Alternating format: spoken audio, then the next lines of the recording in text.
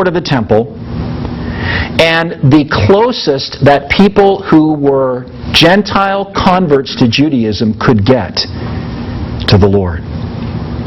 They so filled that outer court that worship by the Gentiles couldn't take place. The Gentiles couldn't even make it in there because it was a shopping mall instead of a place of worship. And so there had been not only this barrier of fake righteousness put up, now there was a barrier of really greed and self-serving on the part of the religious leaders that kept people away from God. And so he comes into the temple, into that court of the Gentiles, and you can just imagine the scene. Here's, this is supposed to be this real solemn place, right? And instead I could just hear, what, 2 shekels? What are you talking about? This isn't worth 2 shekels, and all this money clinging and all these lambs, and pigeons. What do they do? No, I don't know. Anyway, that would be a dove, right? Yeah, okay.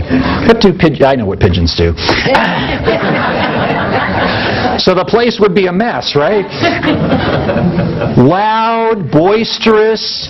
It wasn't a solemn, wonderful worship experience welcoming people into the presence of God. No, they were walking into the middle of Commerce City.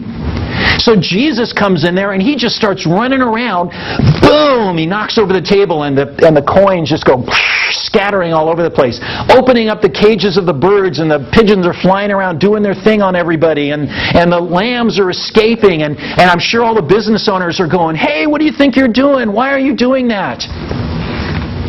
He was really making a scene, and I kind of wonder what the disciples might have been thinking at that point. They're kind of slinking back into the corner. What? Who? He? I don't know. He does this. He just goes into these strange things. He says things we don't understand. He does things we don't understand. But it was actually very, very significant. The temple was supposed to be used to seek God, not make a profit.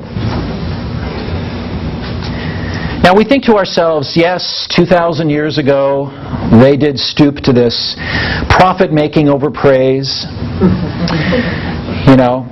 But it wouldn't happen today. We're much more enlightened than that. We've come so far from that taking place. Not so much. The opportunity to have lunch with an old friend of mine the other day, and this gentleman spent quite a bit of time in the Christian television industry, or as he likes to call it, religious television, because there's nothing Christian about it. And he knew all the players.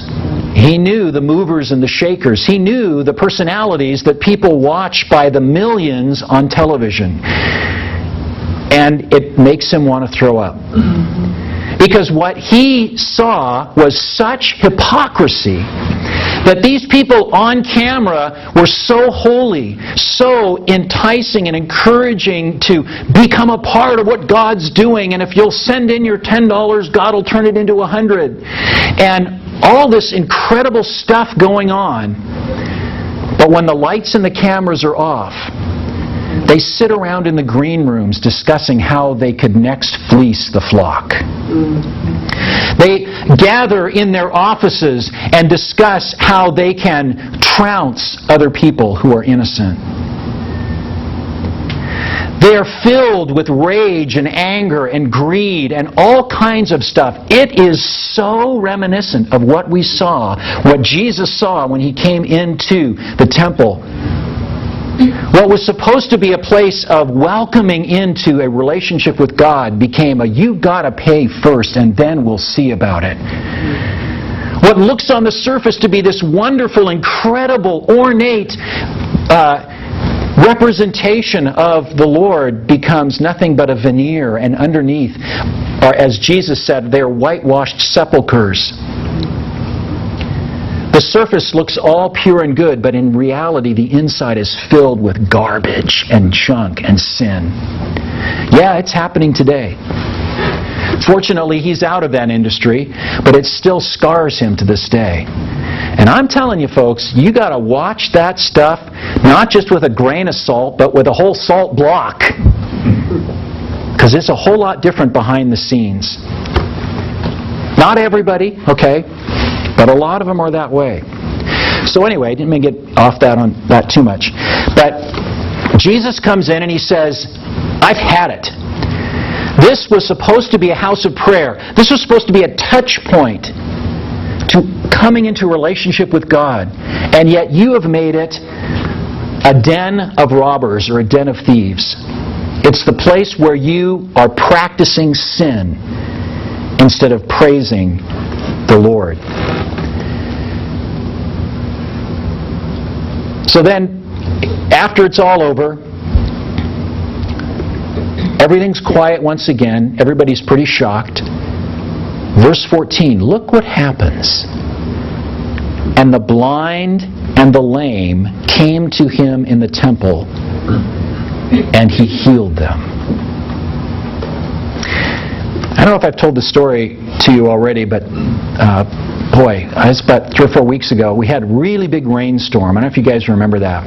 And I was sitting in my kitchen, and I just happened to glance out one of the doors, out of one of the windows, and I noticed this cascade of water coming down off of my roof. And as you know, most roofs are supposed to have gutters that take the water and put it down into the storm drain. But mine was just this waterfall going over the side of the house. And I thought, oh my, I wonder what's happening. And I go out there, and I realize that my gutters were so stopped up with garbage that the water was just coming right over the top. And so I ran out there because I was afraid the weight was going to pull the gutters right off the house. And I got up on my ladder, and I'm fishing through all this junk and mud and leaves and all the stuff that gets caught in your gutters. And it's amazing because once I undid the jam, the water just went whoosh down the gutter like it was supposed to, down into the drain, and then everything was relieved. And that reminded me of what happened here. Jesus comes in, and like a gutter filled with garbage, he clears it all out. He says, get this stuff out of here. Because the real purpose for the temple was not being realized. And so he gets all the greed and the garbage out, and then suddenly the Spirit starts flowing. And the real purpose for the temple comes about. And the blind and the lame, who have certainly heard of Jesus' ministry, but were unable to approach him because of all the commerce going on in the temple, they come in. And what does Jesus do? He heals them. The reason for his presence and his mission comes about. Those who are weak, those who are in need, those who are sick, they come for healing. And then the second thing that happens that we read here in just a second is praise begins to be restored.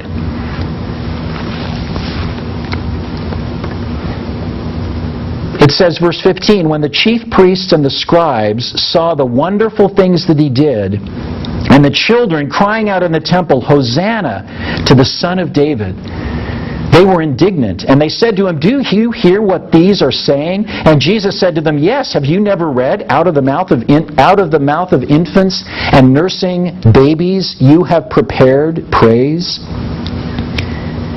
And leaving them, he went out of the city to Bethany and lodged there.